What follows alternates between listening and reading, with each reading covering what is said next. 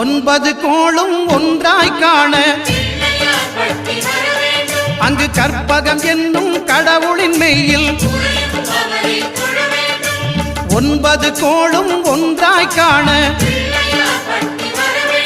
அங்கு கற்பகம் என்னும் கடவுளின் மெய்யில் சூரியன் முதலாய் 9 கிரகமும் பலவித குணங்களை கொண்டிருக்கும் எங்கள் கற்பக தருவில் அவை வரும்போது ஒன்றாய் சேர்ந்து பலனளிக்கும்.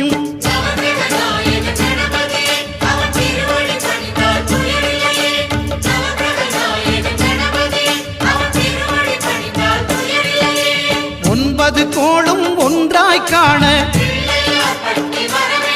அங்கு கற்பகம் என்னும் கடவுளின் மெய்யில்